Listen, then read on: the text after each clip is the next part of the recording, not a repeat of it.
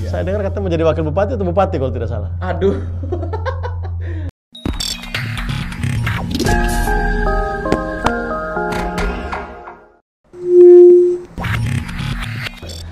Halo Sobat Milenial semua, bersama lagi dengan saya Muhammad Zibrahim Borake, MSPR di channel Millennial Spirit, podcast Positive Room.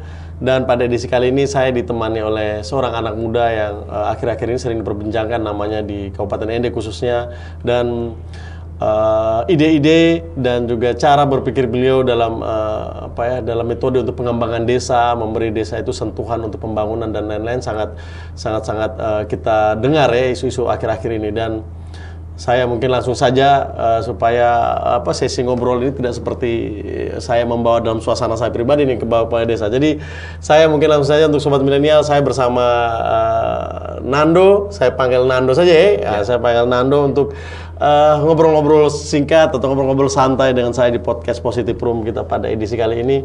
Dan begini Nando, saya ingin di sesi kali ini Nando juga banyak harus bercerita, banyak memberi informasi ke saya tentunya, karena teman-teman semua milenial semua sering dengar bagaimana Detu Soko Barat itu dibuat akhir-akhir ini namanya lumayan disebut ya karena pergerakan dan progres yang dibuat oleh Nando dalam hal ini sebagai kepala desa di Detu Soko Barat. Tapi sebelumnya saya minta Nando perkenalkan diri dulu ya. Mungkin teman-teman di Detu Soko sudah kenal baik, tetapi kami mungkin sebagian besar sobat milenial mungkin ya belum kenal baik atau belum terlalu akrab. Jadi saya minta mungkin Nando bisa perkenalkan diri dulu. Nando siapa, pernah ya berpendidikan sampai di mana supaya nanti kita bisa asik-asik ngobrol. Ayo Nando, silakan Nando. Baik, terima kasih. Selamat sore untuk sobat milenials di mana saja berada. Saya Nando Watu, sebagai kepala desa Detu Soko Barat, kurang lebih berjalan 2 tahun sejak dipilih menjadi kepala desa di tahun 2019 akhir. Dan saya sendiri sudah berkeluarga dengan 2 orang anak, dan sebelumnya saya menempuh pendidikan di sarjana saya filsafat di Lero, lalu berkecimpung juga di dunia media. Jadi waktu itu memegang untuk floresbangkit.com, kurang lebih berjalan 3 tahun. Itu media online pertama Indonesia Timur ya, 2012 sampai 2015. Lalu passion saya memang di dunia pariwisata dan bergelut kurang lebih dalam 10 tahun terakhir di dunia kepariwisataan, dan sempat mengambil studi di Amerika, di Miami, Florida, dengan bidang studi tentang ekowisata dan tourism management. Lalu semangat dan spirit tentang kepariwisataan ini memang saya sudah bergabung di ND khususnya dengan terbentuknya Tourism Management Organization. TMO KDOE ND itu di Panteria yang saat ini yang dengan DMO. Ya, DMO. Jadi semangat dan tentang kepariwisataan ini memang sudah berjalan. Lalu kemudian setelah pulang studi, lalu saya bekerja di satu NGO internasional di Swiss Contact. Itu untuk proyeknya community based tourism, pariwisata berbasis masyarakat, untuk mendampingi desa Waturaka, Gela, dan juga desa Koanara waktu itu. Jadi bahkan di tahun 2017 itu di dampingan Swiss Contact, dan waktu itu sebelum saya resign itu Waturaka sebagai desa wisata terbaik tingkat nasional waktu itu, wisata kategori alam oleh Kementerian Desa. Lalu kemudian saya akhirnya memutuskan 2018 itu untuk kembali ke desa. Ya, ini makanya bersyukur puji Tuhan dipercayakan masyarakat untuk menjadi kepala desa. Lalu di sisi lain juga bergerak untuk komunitas. Kebetulan saya sebagai foundernya Remaja Mandiri Community, RMC Detu Soko, dan sejak 2014 komunitas saya sendiri bangun dan lagi menggerakkan anak muda ayo pulang kampung sih, semangat dan spiritnya. Dan sudah mengirim ada beberapa studi ke luar negeri, bahkan ada satu adik kita Eka Kopo saat ini lagi ngambil studi masternya di Amerika. Lalu juga ada sekitar 50-an anak muda yang lagi ngambil studi juga, ada yang di Bali, di sekitaran NTT. Mungkin itu. Oke, kayaknya kalau dengar penyampaian CV kurikulum vitae ini tidak main-main nih kepala desa ini. Ini standar kepala desanya sudah standar nasional ini kayaknya kepala desa. Ini CV-nya bagus sampai ke Miami, Florida ya. Sampai belajarnya ekowisata di sana. Ini tidak main-main. Cuman saya mau tanya sedikit nih, karena CV-nya hebat gitu ya. Sampai dengan lulusan dari Miami, Florida, ini kan tidak main-main. Kenapa bisa hampir pilih balik kampung? Memang ini pertanyaan yang saya selalu mendapat mungkin bagi kebanyakan teman-teman karena kita sudah ngambil studi di luar negeri ya, sudah sedikit punya pengalaman di luar negeri, biasanya nyaman untuk kerja di lembaga-lembaga internasional. Dan saya juga sudah kerja di lembaga internasional di Swiss Contact sebelumnya, punya pengalaman sedikit tentang itu. Bahkan juga ada satu NGO internasional di British Council dari Inggris yang saya juga sebagai fasilitator juga untuk project Active Citizen Social Enterprise untuk kewirausahaan sosial ya. Namun terkait pertanyaan, saya melihat ada kegelisahan sebagai generasi muda dan sebagai milenial, yang mana justru saya melihat banyak yang kita berpendidikan itu keluar dari kampung. Makin berpendidikan makin tinggi, justru dia meninggalkan kampung halaman.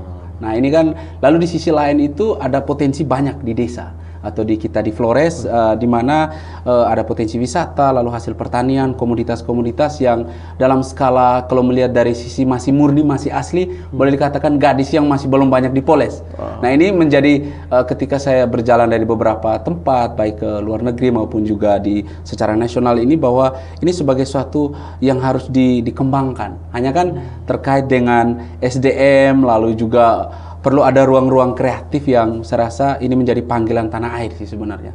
Jadi panggilan tanah air dalam konteks bahwa di satu sisi kita sudah berpendidikan, sudah banyak, lalu kita meninggalkan kampung halaman kita.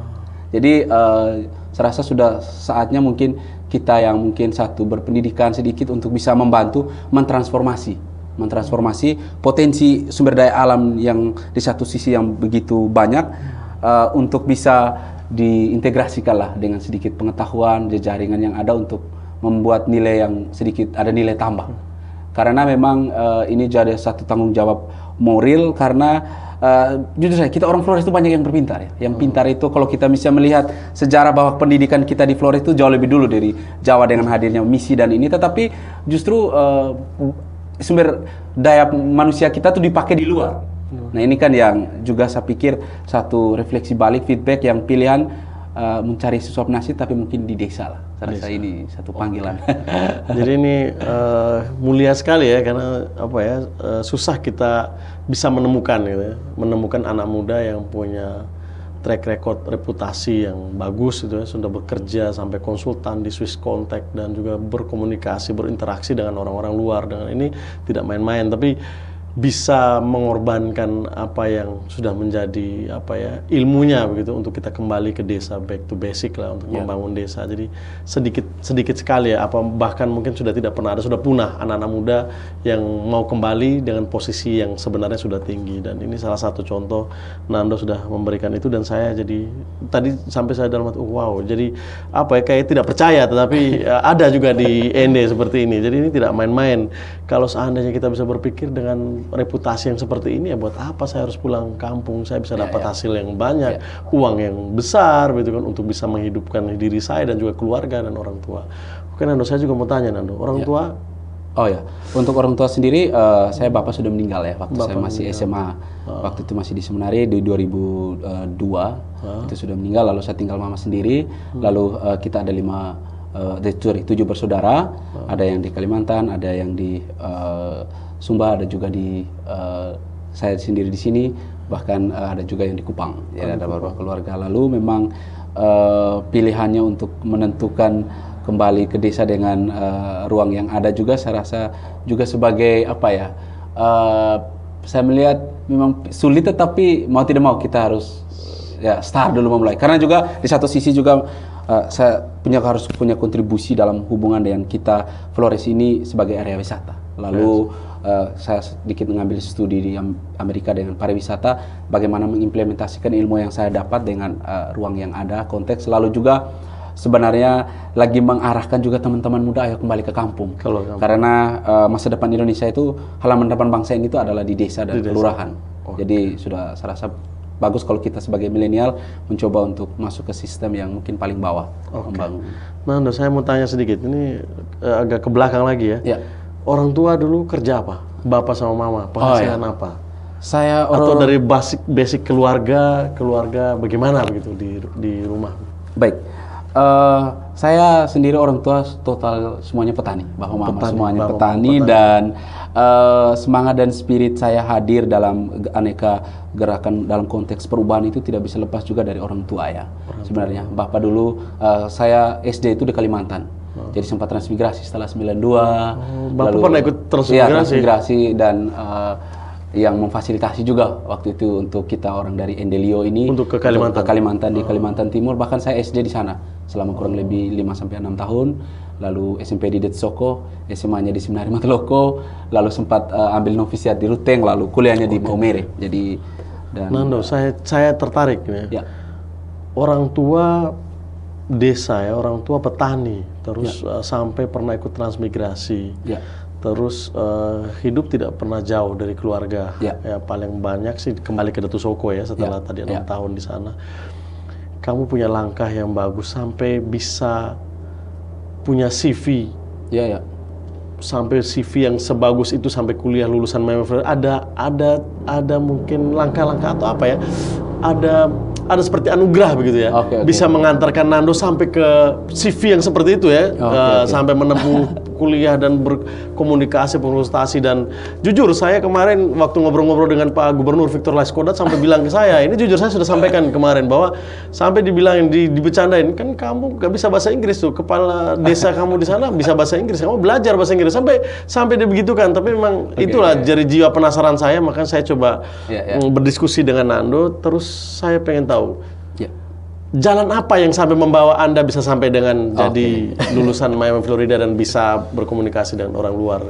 Baik, memang paling pertama tuh saya pikir dari komitmen pribadi itu yang mungkin yang utama, lalu punya pilihan dalam hubungan dengan memang sulit sekali untuk di masa 2012-2013 itu baru banyak pakai internet semua, akses internet. Saya satu orang yang memang sebelumnya memilih waktu itu sebagai calon imam ya, calon imam. Dan kenapa semangat dan spirit ini untuk pingin keluar negeri waktu itu. Makanya masuk SPD. Jadi SPD itu seminari itu kan? Seminari dan ini dari pastor. Dan lalu tapi karena saya sakit di semester 3-4 di tingkat 2 waktu di Lelo, bahkan sudah menjadi frater, dan ini semangat dan spirit untuk keluar ini besar, masih tetap ada, tetapi justru pakai jalan lain, tidak sebagai misionaris, tetapi juga tetap sebagai awam, tapi dengan jalannya beasiswa waktu itu.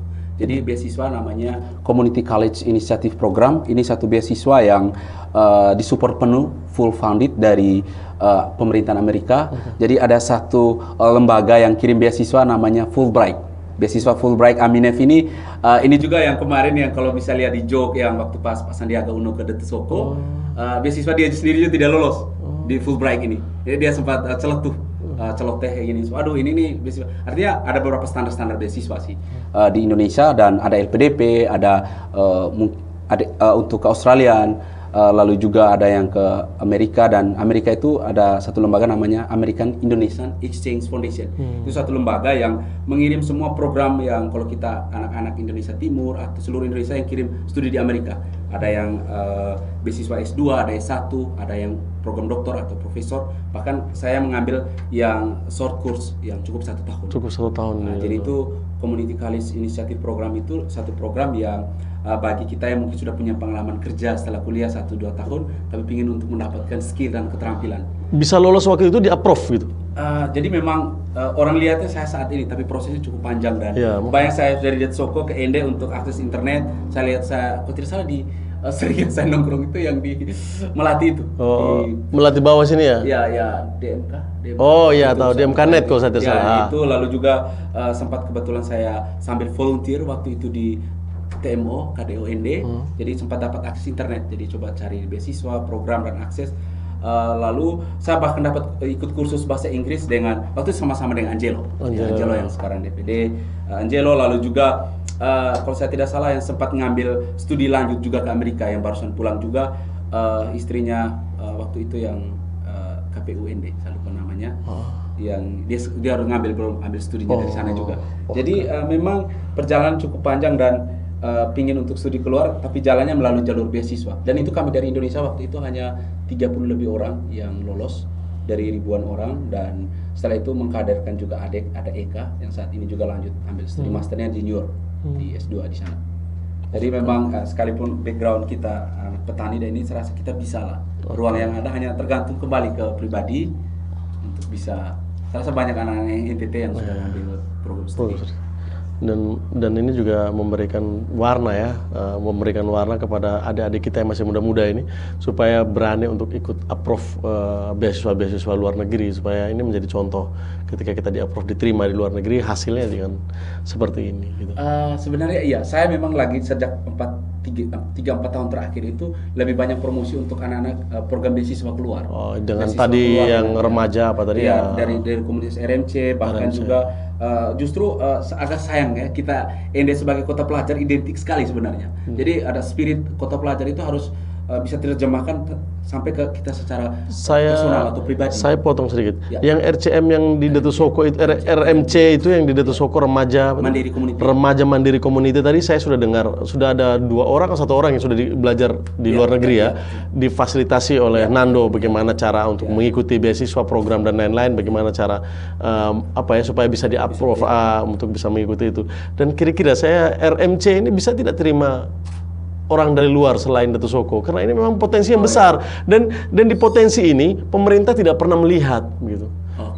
Dan kalau seandainya bisa ditawarkan oleh Nando bahwa ini kita buat komunitas yang lebih besar, jangan cuma Datu Soko, sehingga kan orang-orang anak-anak muda kan bukan cuma yang ada di Datu Soko, semua anak-anak muda yang ada di Moni juga ada, yang ada di banyaklah tempat yang ada di Kabupaten ND yang mungkin bisa ikut bergabung di RMC itu supaya bisa difasilitasi, bisa diajarin oleh Nando. Karena kan tidak semua orang bisa ini. Sekelas Menteri Sandiaga Uno aja tidak lolos loh itu. Baik. Sebenarnya ruang untuk kita komunitas RMC itu sendiri sebenarnya sangat terbuka ya. Sangat terbuka. Yang keanggotanya tidak hanya di Soko. Ada teman-teman juga yang saat ini di Manggarai Timur, ada beberapa juga yang di Manggarai, plus juga selain kami di Soko, Eka sendiri itu orang dari Muksaki. Bahkan yang sejak 2014 itu kirim sudah 50-an anak yang beasiswa mereka. Beasiswa itu. Jadi ada beberapa, misalnya ke Bali. Ke Bali itu kita kerjasama dengan Yayasan Roll Foundation, itu foundernya orang dari Pak Michael, itu dari Australia. Itu untuk programnya 6 bulanan yang untuk dapat skill keterampilan tentang industri perhotelan, manajemen. Selama 6 bulan setelah itu mereka bisa dapat langsung kerja. Dan ini ada sekitar 10-15 anak itu kita sudah kirim, mereka sekarang sudah kerja semua. Lalu saya juga lagi kerjasama untuk ada satu yayasan Kalbe Pharma, Kalbe, yang untuk produk susu Denko, lalu produk-produk ini saat ini lagi mentor untuk 100 anak yang lagi kuliahnya di NTT. Jadi programnya terkait dengan selama kurang lebih 3 tahun ini kita sudah kirim mungkin sekitar 6 atau 7 yang ambil program ini beasiswa itu. Jadi tidak hanya dari Soko, tidak. Ada yang dari Nagekeo juga ada beberapa kemarin, bahkan yang program yang ada dari Flores Timur dan ini Lembata, Alor, bahkan ada yang Sumba. Jadi kebetulan mereka minta saya sebagai mentor untuk program ini. Jadi menariknya adalah spiritnya dari saat tanggal 24 Januari ini lagi sosialisasi program ini. Jadi konkretnya adalah bagaimana dalam spirit ND kita sebagai kota pelajar lagi menyiapkan bagaimana generasi ND di 2030-2040 untuk bisa berjejaring, membangun, karena sekarang sudah dunianya sekalipun kita tinggal di kampung, tapi akses dengan internet itu semakin dipermudah. Nando ini mulia sekali ya pikirannya. Sebenarnya saya jujur, saya sebenarnya tadinya mengundang Nando itu mau bicara Datu Soko secara garis besar, Soko Barat, ya apa yang mau dipromosikan. Tetapi makin kesini setelah menceritakan CV dan lain-lain, saya malah jadi tertarik bagaimana pengembangan anak-anak muda. Saya jujur, dan jujur kemarin saya baru bicara dengan narasumber kita Pak Erick Ridho tentang bagaimana kita bisa kembali memunculkan kita ND sebagai kota pelajar itu setelah sekian lama hilang. Saya sempat berbicara banyak. Saya juga sempat berpikir, percuma kita bangun infrastruktur yang besar, kita bangun pabrik-pabrik yang besar, kita bangun semua yang kita mau ingin bangun di situ. Tetapi kalau SDM-nya ini tidak kuat, percuma. Investasi itu seakan tidak akan ada gunanya sama sekali. Karena siapa lagi yang akan bisa menggunakan infrastruktur itu kalau tanpa SDM yang mumpuni. Jadi ini yang maksudnya saya pengen investasi yang paling mahal dari sekarang ini di era zaman now itu adalah investasi SDM sebenarnya. Ketika SDM ini bisa bersaing, berdaya saing, maka semua infrastruktur itu akan mudah kita pergunakan dan akan mudah kita pakai begitu. Dan saya minta maaf, makanya makin kesini saya makin larinya ke situ, tapi ya sudahlah. Saya terima kasih sekali. Jadi ini ada sobat milenial semua. Untuk seluruh yang menyaksikan atau melihat milenial channel pada edisi saya dengan Nando ya. Kalau memang kalian mau ikut approve beasiswa, dan ini memang tidak gampang beasiswa ini. Kalau mau approve silahkan bergabung dengan RMC. Kalau kalau kalian punya keinginan dan cita-cita besar supaya orang terkenal, kita bisa sampai ke luar negeri belajar dan menyerap ilmu yang bagus. Tidak ada salahnya kalau kalian ikut bergabung dengan RMC. Saya rasa Om Nando bisa terbuka ya untuk itu. Dan berikutnya Om Nando. Seperti apa gambaran Datuk Soko Barat di dalam pikirannya Om Nando? Baik, saya dalam hubungan dengan ketika dipercayakan sebagai kepala desa, saya selalu berisu terkait dengan soal keberlanjutan dan juga bagaimana konteks yang mana menjadi panggilan global, tapi harus digerakkan dari sisi lokal. Jadi orang dalam sedikit bahasa Inggris itu think globally, act locally. Jadi kita cara berpikirnya global tapi kita di lokal, cukup di desa saja, tapi sudah. Nah, artinya apa? Jadi banyak isu-isu yang sudah menjadi isu keberlanjutan yang menjadi gerakan global, misalnya tentang perubahan iklim, lalu juga bagaimana konsep ketika kita NTT itu masuk dalam ring of fire atau daerah zona gempa dan ini. Jadi konsep pembangunan sudah mengarah ke situ. Jadi saya ketika saya dikepercayakan, saya support penuh untuk visi misinya Pak Bupati dan Wakil Bupati. Jadi almarhum Pak Marcel Petu dan juga Pak Bupati saat ini membangun dari desa dan kelurahan. Makanya dalam semangat dan konteks itu saya mencoba untuk menerjemahkan sejauh mana konsep yang ada secara nasional, di mana Jokowi bahwa pariwisata itu investasi yang tidak pernah mati. Bahkan dia secara devisa negara itu dia yang kedua setelah gas dan mineral, lalu sumber daya alam, sumber daya alam itu sumber pariwisata. Begitu pula ketika secara provinsi kita, Pak Gubernur kita menjadikan pariwisata sebagai prime mover. Lalu kita juga di dalam konteks pariwisata nasional itu menjadi pariwisata premium sebagai untuk destinasi wisata premium, plus juga kita sebagai leading sector pariwisata. Nah, sejauh mana menerjemahkan visi misi secara nasional, lalu di provinsi, lalu di 3 kabupaten, kami implementasikan di level di desa. Sebenarnya kami di desa tinggal menerjemahkan apa yang menjadi sudah dibuka nih dari pusatnya, provinsi dan kabupaten, kami implementasi di level desanya apa. Makanya dalam semangat itu, ketika visi misi saya di desa itu justru pariwisata dan pertanian. Jadi visinya adalah menjadikan desa Soko Barat yang berkarakter lokal, berdaya saing, berbasis pertanian terpadu dan pariwisata. Dengan mengedepankan teknologi dan informasi menuju masyarakat yang adil dan sejahtera. Jadi ada 3 kata kunci di situ: pertanian dan pariwisata. Lalu yang berikutnya ada pertanian, pariwisata dan teknologi. Jadi ada 3 kata kunci nih yang harus dikaitkan dalam hubungan, karena kita masuk ke era industri 4.0. Kita di satu sisi 4.0, tapi Jepang sendiri sudah masyarakat society 5.0 sekarang. Jadi ini yang bagaimana kita di level lokal ini bisa menerjemahkan itu. Sekarang lebih ke mikro lagi ya menurut saya. Di Datuk Soko Barat yang sekarang Nando pimpin yang Nando sebagai kepala desa. Cita-citanya Nando itu membuat Datuk Soko Barat itu jadi desa wisata seperti apa dan mengadopsi sistem teknologi seperti apa. Baik, dalam hubungan dengan ini saya lagi sudah berpikir bahwa kita di desa itu, apalagi kami di bawah penyangga Kelimutu. Lalu ngomong tentang pariwisata itu, dia tidak bisa Datuk Soko Barat berjalan sendiri. Jadi harus sudah kolaborasi antara lintas desa. Lalu di desa-desa penyangga, bahkan kita dengan di kota Ende ini. Jadi untuk itu saya sebelum bicara tentang terkait kolaborasi lintas desa, tapi untuk Datuk Soko Barat sendiri sudah berpikir bahwa karakteristik itu ingin menjadikan Datuk Soko Barat itu sebagai desa wisata yang selain berkarakter lokal kuat dengan desain dan pengembangannya, lalu juga indikator kami desa itu harus ke PADES nih.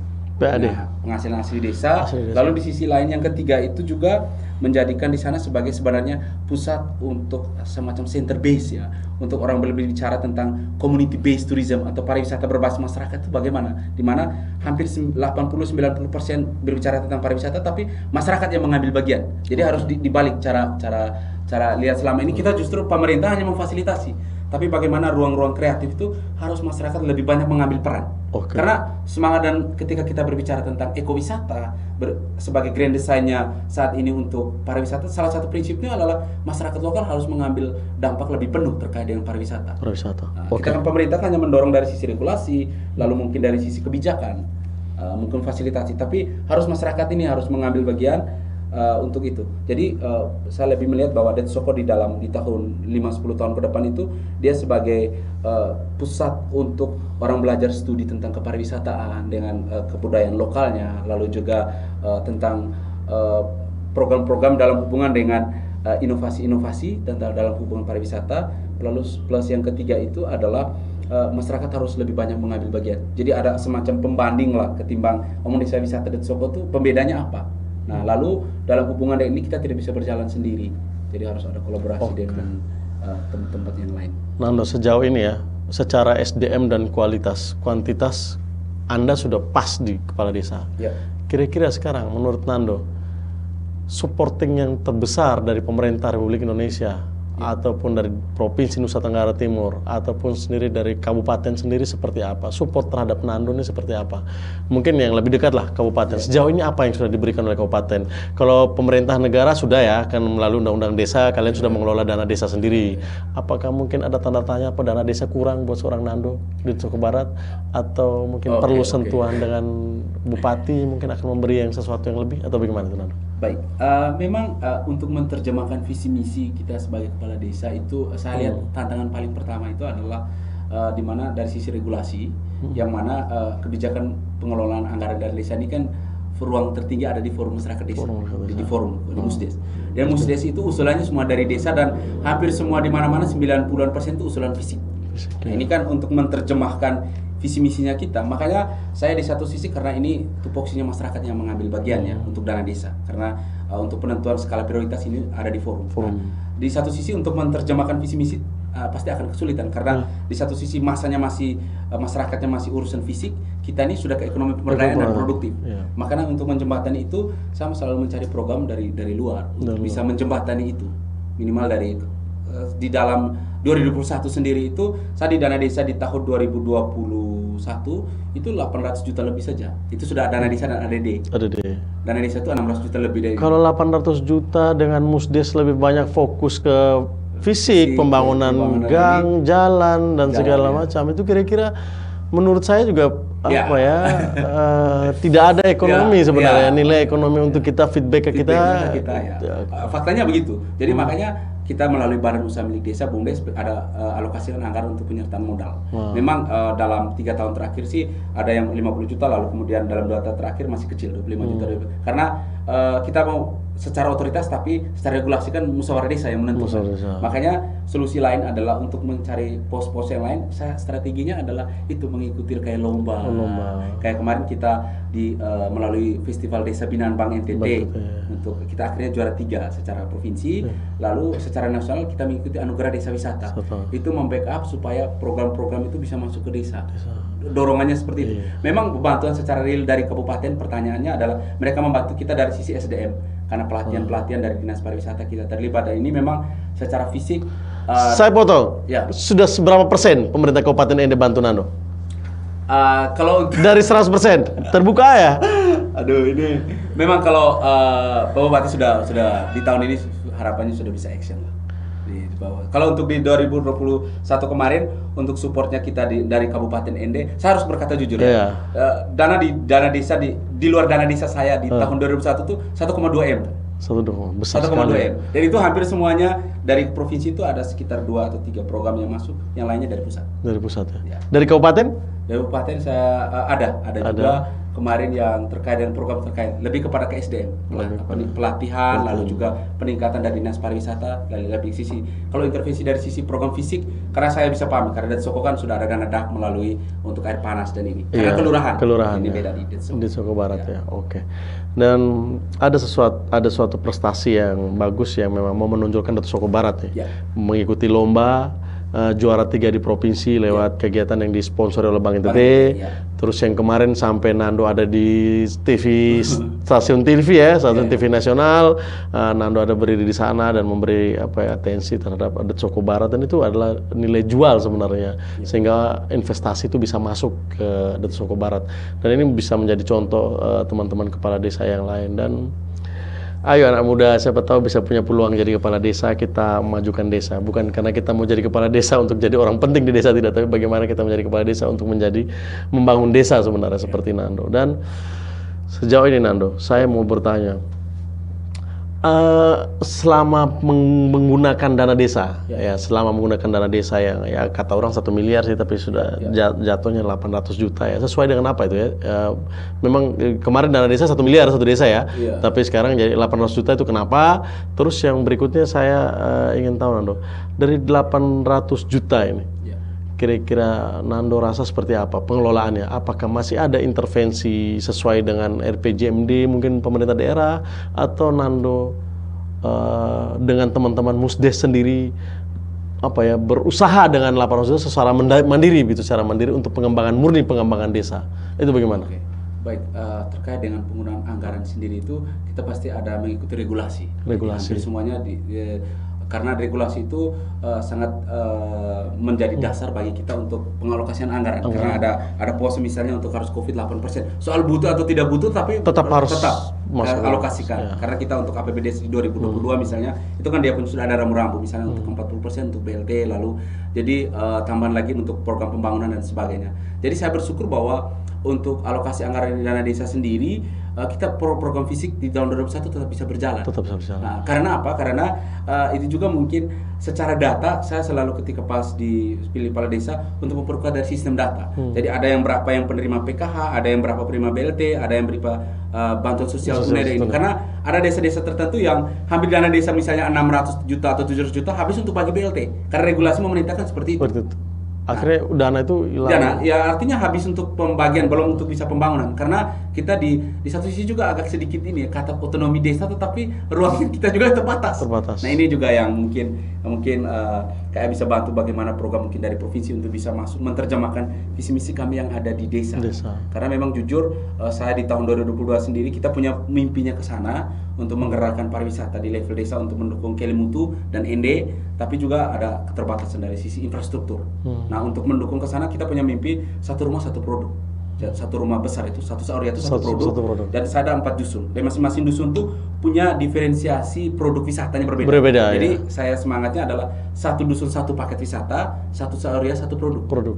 Nah ini sudah mengarah ke sana tagline-nya untuk mendukung pergerakan ke pariwisata. Jadi satu sauria entah itu produknya apa, karena saya berbicara sudah keberlanjutan. Nah ketika Onesao-nya ini mereka mau usaha apa dan sekian, tinggal kita mendesain mendukung mereka mau usahanya apa ke depan. Nah ke situ. Oke. Jadi Nando ini kita panjang lebar tidak akan habis-habis karena terlalu banyak ilmu yang kita dapatkan di edisi kali ini. Dan saya ingin Nando coba kasih saya jangka waktu. Menurut dalam pikiran Nando, Datuk Soko Barat itu bisa maju dengan pariwisatanya itu. Yang seperti kemarin saya sempat lihat dengan maket pembangunan Datuk Soko Barat yang sekarang sudah ada kafe, lihat segala macam. Itu kira-kira realisasinya kapan? Saya kebetulan di tahun 2022 ini dapat dana, kebetulan kita ada dana kinerja. Itu sumbangan dari saya mendapat informasi bahwa yang sudah fix selain dana desa, tapi kita ada karena dana kinerja. Artinya secara administrasi baik, laporan ini, jadi biasanya ada sentuhan itu, bahkan sekitar dapat 241 juta. Nah saya lagi mikir ini bagaimana untuk minimal kami secara melalui dana desa untuk support ya 1 atau 2 yang mungkin bisa. Lalu di sisi lain juga kita membutuhkan untuk, saya punya ada market secara Datuk Soko kita sudah bagi semua, ada pasarnya, lalu bagaimana ada flying fox-nya, ada dengan dengan Pak Bupati kemarin sempat usulkan untuk jadikan atraksi itu dibuat kereta gantung. Untuk family gathering gitu. Iya, family gathering. Bahkan dalam marketnya di Datuk Soko saya sudah petakan semua itu. Mana yang untuk anak-anak, yang untuk playground, lalu ada yang untuk anak-anak remaja, penginapannya di mana, eco-resortnya di mana, untuk mendukung sebuah sistem yang di Datuk Soko itu sendiri. Hanya memang saya bayangkan mungkin 10-15 M untuk bisa selesaikan semua itu. Nah ini kan tinggal mencari channel mungkin kayak bisa bantu yang bagaimana minimal sudah ada konsep untuk Datuk Soko dalam 30 tahun ke depan sudah ke arah mana. Harus sudah ke level itu supaya jangan sampai omong pariwisata tetapi kita bukan area mass tourism. Mass tourism orang datang banyak-banyak, tidak. Karena ini juga nanti ketika orang datang banyak, oke, secara ekonomi iya, tapi harus ada menjaga keseimbangan keutuhan terhadap lingkungan, alam budaya ini. Karena pariwisata itu ibarat pedang bermata dua. Jadi saya sudah bergabung sudah 10 tahun ya. Dia lebih rusak dari tambang kan. Kalau saya ngomong, karena pariwisata bisa merusak manusianya. Karena ada ideologi, lalu juga ada perubahan sosial, budaya dan sebagainya. Kalau kita tidak diarahkan, makanya perlu kunjungan ke depan itu dalam hubungan dengan Soko itu bukan identitas seberapa banyak kunjungan, tapi lama tinggalnya, length of stay-nya. Makanya perlu ada disiapkan unit-unit yang pengembangan ekonomi. Jadi saya sangat mengharap mungkin ya kayak bisa bantu dari sisi provinsi satu program lah untuk mendukung visi misi mungkin dengan Bupati. Kemarin sempat ngomong terkait dengan kereta gantungnya. Nah, tapi minimal saya sudah dapat angkanya, misalnya dapat 10 atau 15 M dengan desain seluruh, tinggal kita cari kemana-mana untuk mendukung sana. Tapi indikator terakhir itu KPADES. Semoga cita-cita ini bisa segera terrealisasi karena ini menjawab kebutuhan wisata ya. Untuk memberi rekreasi, arena rekreasi untuk kita masyarakat Kabupaten Ende tentunya. Dan saya juga berharap teman-teman kepala desa yang lain gitu ya punya semangat atau punya ide-ide seperti ini. Dan mungkin juga saya tidak tahu terlalu paham seperti apa aturan undang-undang desa itu. Apakah memang penggunaan anggaran desa itu masih terkait dengan harus diatur nomenklatur oleh pemerintah daerah ya melalui Bapeda mungkin ya kan ada campur tangan atau tidak, atau murni kita mengelola sendiri. Kadang ketika kita bisa mengelola sendiri kita tahu apa yang mungkin menjadi prioritas kita untuk bisa maju. Jangan sampai kalau kita ada intervensi akhirnya kita lebih banyak mengerjakan yang di luar daripada cita-cita kita. Dan itu tadi harapan semoga adik-adik kita anak muda sudah dengar, terus yang juga mungkin bapak-bapak teman-teman saya kepala desa nanti mungkin akan dapat giliran ya kalau seandainya saya bisa undang ke sini. Saya berharap ada ide-ide untuk memajukan desa, karena memang tadi desa adalah halaman terdepan untuk memajukan Indonesia tentunya. Dan kalau seandainya kita hanya dapat dana, hanya bangun jalan, bangun lorong, itu tidak akan terasa dan akan habis. Apakah kita bisa mengelola keuangan itu untuk menjadi sumber ekonomi atau simpul-simpul ekonomi baru di desa. Dan Nando, sudah tidak terasa kita edisi kita ngobrol kali ini sudah panjang lebar, dan saya minta sebelum saya mengakhiri sesi pesan Nando untuk adik-adik sobat milenial semua ataupun semua milenial yang menyaksikan edisi kali ini, mungkin Nando bisa memberikan pesan-pesan atau kata-kata untuk motivasi. Jadi untuk sobat milenial sekalian di mana saja berada, jadi sudah saatnya kita anak milenial itu tunjukkan dengan kerja, dengan karya. Jadi mau hidup di zaman ini nih, minimal kita tunjukkan dengan karya, biarkan karya kita yang berbicara. Lalu yang kedua itu jangan malu untuk anak-anak muda kembali ke desa, kembali ke kampung, karena NTT itu lagi digandrungi oleh berbagai sisi orang datang dari luar. Lalu pertanyaannya sampai kemana kita saat ini lagi tinggal di surga yang orang akan mencari untuk Flores ini. Lalu pertanyaan kita sebagai pemilik surga ini akan kemana? Apakah mau keluar atau ingin untuk tetap membangun tanah air bangsa kita melalui entah itu di desa. Dan jangan malu untuk kembali ke desa, karena masa depan untuk Indonesia dalam 10-20 tahun ke depan itu ada di desa dan kelurahan, karena potensi banyak. Lalu kita semua yang sudah berkuliah, yang mungkin sudah berpendidikan, jangan lupa bahwa hari-hari kita itu ditanam di kampung, di rumahmu, dan untuk tanggung jawab moral untuk bagaimana mensejahterakan kampung halaman, karena Indonesia itu mengalami kehilangan 500 sampai 1 juta petani tiap tahun. Jadi kita petani dan nelayan sebagai karakter NTT, nelayan, tani, ternak ini sebagai spirit dan NTT. Tapi kalau kita tidak lagi kembali ke kampung untuk menghidupkan roh-roh dan spirit-spirit ini yang menjadi dosa terbesar kita yang hidup di zaman ini, di milenial ini. Oke. Terima kasih Nando, ini pesan yang sangat menyentuh ya untuk seluruh anak muda ini, termasuk saya kayaknya. Aduh. Nah, jadi sebelum saya closing ada satu lagi. Saya dengar katanya menjadi wakil bupati atau bupati kalau tidak salah. Aduh. Pikiran belum sampai ke sana. Jadi saya jujur, saya lebih bicara tentang kayak tadi investasi manusia. Jadi saya lebih senang kalau mengirimkan orang-orang kita dari ND itu yang kirim keluar itu studi misalnya 100 orang ke luar negeri itu gimana? Itu saya lebih suka. Karena kita butuh bagaimana representatif ND sebagai kota pelajar itu harus ada representatif. Berarti bupati, wakil bupati minggir dulu lah. Iya, saya belum berpikir ke situ kan. Lebih kalau bertanya tentang investasi manusia, saya siap. Oke, siap. Oke, siap. Terima kasih Nando. Tapi tetap butuh dukungan ya untuk kebijakan kami di bawah semacam itu. Dari posisi mungkin kayak di legislatif ada ini untuk kreativitas. Saya rasa anak-anak muda butuh ruang-ruang kreatif. Hanya tinggal bagaimana dari sisi pemerintah untuk mendukung kita di level Oke, desa. siap. Terima kasih Nando, dan juga ada banyak masukan juga untuk saya nih. Kayaknya saya juga harus merefleksi diri nih kayaknya. Tidak mudah kita bisa mendapat ilmu, dan kita semua ya dapat ilmu, bukan cuma saya, kita semua dapat ilmu. Dan sobat milenial semua, tidak terasa mungkin kita sudah di akhir sesi bincang-bincang saya dengan Nando Watu, dan memang banyak sekali ilmu dan menjadi sosok yang ya, bukan saya sekarang sudah sangat terinspirasi dengan apa yang sudah beliau sampaikan, dan juga mungkin adik-adik bisa sama dengan saya, kita memberi suatu contoh untuk kita bisa maju. Jangan malu untuk mencontohi orang yang maju, karena itu akan membawa kita menjadi maju begitu. Dan kembali lagi Nando, di sesi closing ini kami juga mengucapkan terima kasih atas waktu yang sudah diberikan untuk saya bisa berbincang-bincang dengan Nando. Tetap station bersama kami di Millennial Spirit Channel untuk berpikir maju dan berpikir bahwa ND ada untuk kita semua. Dan sekali lagi slogan kami, Kemane Ate, Tahun Ote. Ciao.